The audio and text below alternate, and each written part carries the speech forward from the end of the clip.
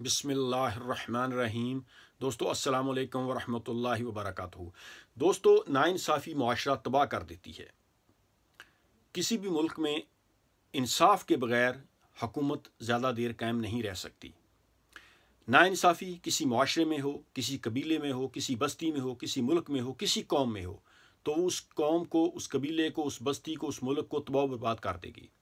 मुआशरे की बका के लिए, मुआशरे की फलाह बहबूद के लिए इंसाफ का हसूल बहुत ज़रूरी है। पाकिस्तान में बदकिस्मती से गरीबों, यतीमों, बेसहारा लोग, जो गरीब तबका है, उनको अदालतों में इंसाफ नहीं मिलता। अल्लाह रब्बुल इज़्ज़त कुरान मजीद में इरशाद फरमाते हैं, सूरह फजर, जो कि कुरान मजीद की 89 नंबर सूरह है, सूरह फजर की आयत 17 है। बिस्मिल्लाहिर्रहमानिर्रहीम। कल्ला वल्ला तुकरिमून अल यतीम, हरगिज़ नहीं बल्कि तुम इज़्ज़त नहीं करते यतीम की। आप ईमानदारी से बताएं, क्या पाकिस्तान की अदालतों में किसी यतीम के साथ इंसाफ होता है? कोई आदमी गरीब है, कोई मज़दूर तबका लोग हैं, अगर उनके साथ कोई जुल्म व ज़्यादती हो जाए तो बग़ैर पैसे के, बग़ैर रिश्वत के, बग़ैर किसी की सिफारिश से क्या अदालत उसको 100% इंसाफ देती है? हमारी तबाही के लिए यही एक वजह काफ़ी है कि पाकिस्तान में गरीबों को इंसाफ नहीं मिलता। जिस मुल्क में ये सिचुएशन हो कि इंसाफ ख़रीदना पड़ता है, अगर आपके पास पैसे हैं तो आप इंसाफ ख़रीद लें, तो हमारी तबाही के लिए यही एक वजह काफ़ी है। कोई भी मुआशरा, कोई सोसाइटी इंसाफ के बग़ैर कायम व दायम नहीं रह सकते। और इंसाफ के लिए ज़रूरी नहीं है कि आप बड़ी बड़ी कोर्ट्स बनाएं, अरबों रुपया खर्च करके। आप जैसे पाकिस्तान में है, ये हाई कोर्ट की बिल्डिंग है, ये सुप्रीम कोर्ट की बिल्डिंग है, जजेस की तनख्वाहें हैं, उनका प्रोटोकॉल है, जो सरकारी वकील हैं उनकी मराहत हैं। तो ये ज़रूरी नहीं है। अगर आपने इंसाफ करना है तो आप किसी गांव के चौक में चारपाइयाँ डालकर भी, उधर बैठकर भी आप बात सुन के, केस सुन के उसका फ़ैसला कर सकते हैं।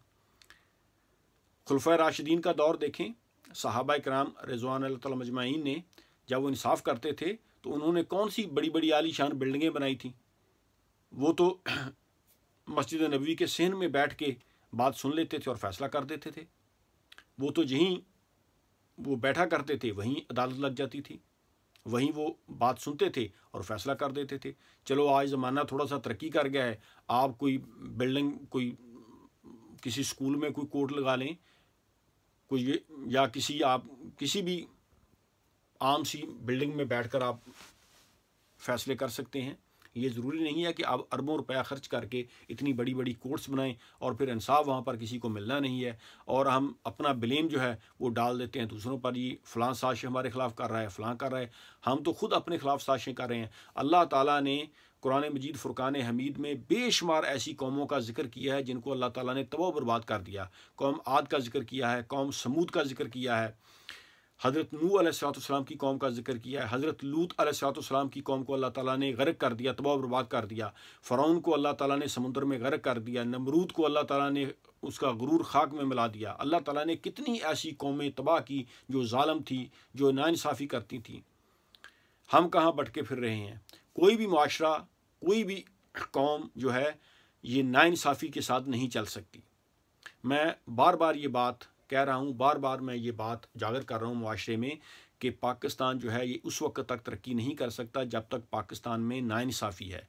करने का काम ये है कि सब काम छोड़कर सबसे पहले हमें अपनी कोर्स पर तवज्जो देनी चाहिए और मुआशरे में इंसाफ का हसूल जो है ये लाजमन करा देना चाहिए, और हर गरीब को, हर यतीम को, हर बेसहारा को, हर गरीब तबके को फ्री इंसाफ मुयस्सर हो। जब हम ये करने में कामयाब हो गए, इंशाल्लाह पाकिस्तान जो है ये चंद सालों में बहुत ज़्यादा तरक्की कर जाएगा। पाकिस्तान तरक्की ऐसे नहीं करेगा कि आप बैरूनी मुल्कों से कर्ज़े ले लें, या आप सड़कें बना लें, या आप कोई बड़े बड़े प्रोजेक्ट लगा लें। इससे तो मुल्क और ज़्यादा दनस्ता जगह, जब तक इंसाफ नहीं मिलेगा। क्योंकि जब किसी को नाइंसाफ़ी होती है, किसी के साथ किसी को इंसाफ नहीं मिलता, तो उस आदमी का, उस फ़र्द का जो है वो अपने अदारों से एतबार ख़त्म हो जाता है, उसमें मायूसी फैलती है। सो मुआशरे की तरक्की के लिए, मुआशरे की फ़लाह व बहबूद के लिए इंसाफ का हसूल जो है ये बहुत ज़रूरी है। इंसाफ के बगैर हमारा मुल्क तरक्की नहीं कर सकता।